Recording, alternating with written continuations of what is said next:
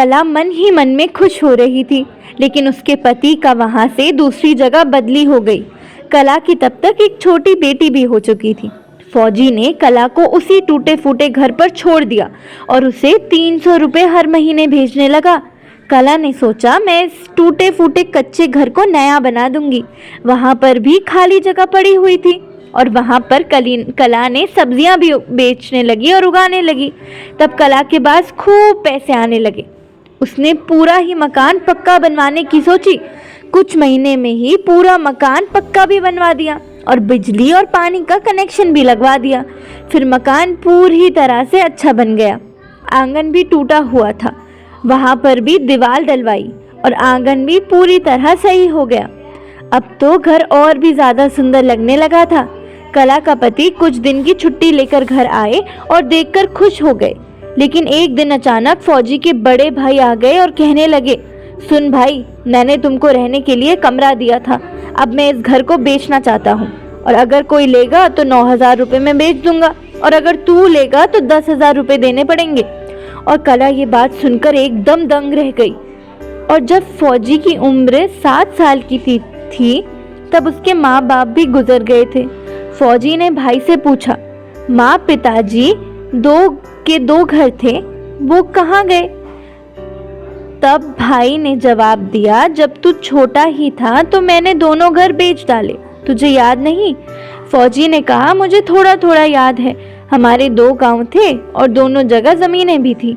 उन्होंने कहा, ज़मीन और मकान सब बेच दिया और ये घर मैंने अपने पैसों से बनाया है और बेचना चाहता हूँ। फौजी ने कहा, कला ने इस घर पर 60,000 रुपये लगा दिए और अब मेरे पास एक भी पैसा नहीं है।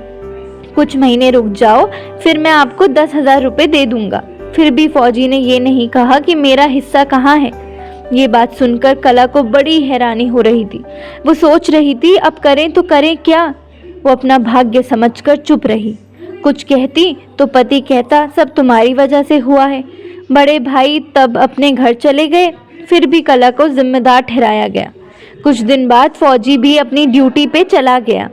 तब कला फिर सब्जी उगाने लगी और बेचने लगी और साथ में 2 भैंस भी पाल ली और दूध भी बेचने लगी और फिर और भी ज़्यादा कमाई होने लगी।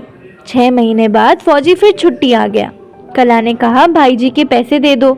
फौजी ने कहा, ठीक है, मैं कल ही पैसे दे आता हूँ। फौजी 10,000 रुपये लेकर अपने भाई के पास चला गया, लेकिन भाई जी बोले, अब तो पूरे 20,000 लूँगा। पति ने कहा कला को और सारी बातें बताई। मैंने सब्जी और दूध बेचकर 10,000 जमा करे हैं, उन पैसों को भी दे दो। पति ने पहली बार प्यार से कहा, अरे तू तो बड़ी होशियार निकली, सारा काम आसान कर दिया।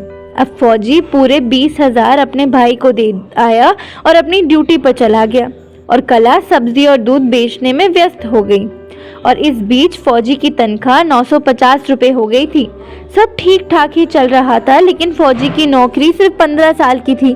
फौजी 34 की उम्र में रिटायर हो गए और वो घर आ गए। रिटायरमेंट के बाद पेंशन सिर्फ 300 रुपये थी और महंगाई भी बढ़ रही थी। इस बीच कला के 4 बेटियां और एक बेटा हो गया था।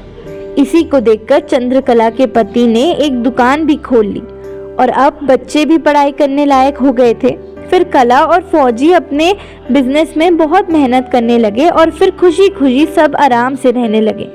फिर उनकी खुशी पर किसी ने नज़र लगा दी। 5वां भाग देखने के लिए हमारे चैनल में बने रहें। धन्यवाद।